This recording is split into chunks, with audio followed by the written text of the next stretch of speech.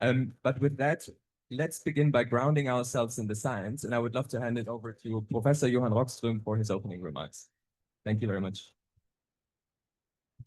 Yeah, good morning, everyone, and thanks, Moritz. And actually, I must say that I'm a bit disappointed because I think we are today at this hour going to have what potentially is the most important session to guide the transition away from danger at COP30 in Belém.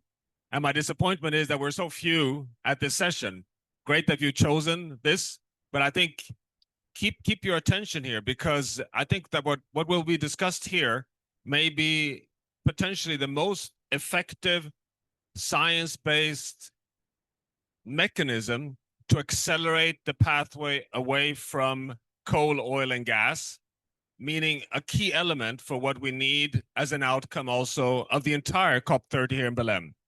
And just to give the framing of why this is so essential, it will come as no surprise to you. I'm sure that you're well updated, but yesterday here, the remaining carbon budget was released from the scientific community. And the conclusion is, that we're basically run out of carbon. We have 130 billion tons of carbon dioxide remaining to have a 50% chance of coming back to 1.5 degrees Celsius after limited overshoot. But that 130 billion tons of carbon dioxide, which is equivalent to like 3-4 years of emissions at current rate, is actually not the real budget that we operate policy against, because that's the physical budget that the atmosphere or the Earth system can cope with without exceeding the 1.5 and entering into danger, which will likely lead to number of feedback mechanisms that will bump up warming even more. The best and most ambitious climate policies operate against a completely different budget, which is the budget that has already factored in very optimistic assumptions on carbon dioxide removal. So if you take the world's most ambitious climate policy regime, which is the European Union's Green Deal, the 90% reductions by 2040, which was agreed upon finally in the European Parliament just a few days back, that is based on a budget that assumes carbon dioxide removal scaling to up to 400 billion tons of carbon dioxide between now and the end of this century. It assumes that we'll be able to transition the food system from source to sink, assumes no tipping points, it assumes the ocean is stable, and it assumes we won't destroy the Amazon rainforest.